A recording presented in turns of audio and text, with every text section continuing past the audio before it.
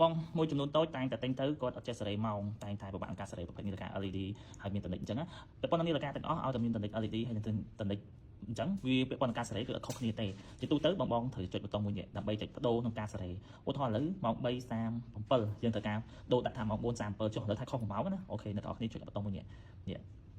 អបវាទៅវាចាប់តាមលោតទៅឃើញអត់នេះលោតឲ្យទៅលោតអញ្ចឹងមានថាយើងចាប់តាមសេរីហើយយើងបដូរយើងអត់សេរីហ្នឹងទេយើងសេរីម៉ោងអញ្ចឹងបងចុចមួយនេះឃើញអត់វាចាប់តាមចូលប៊ូតុងសេរីម៉ោងហើយអញ្ចឹងឧទាហរណ៍ឥឡូវម៉ោង4អញ្ចឹងយើងចាប់ប៊ូតុងចុចមួយនេះវិញដើម្បីបដូរទៅម៉ោង4អូខេម៉ោង4ត្រូវណាអូខេអញ្ចឹងយើងចាប់តាមបដូរទៅសេរីនាទីវិញចុចប៊ូតុងមួយនេះ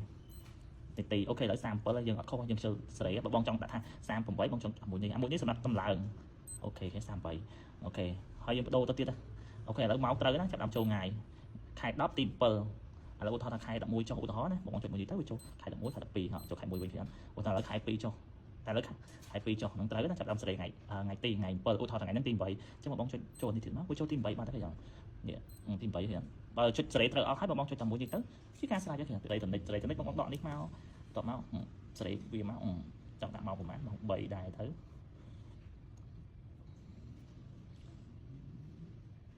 ម៉ោង3:36អូខេប៉ុណ្ណឹងជាការស្រេចអូខេជាការស្រេចអត់មានអីពិបាកទេ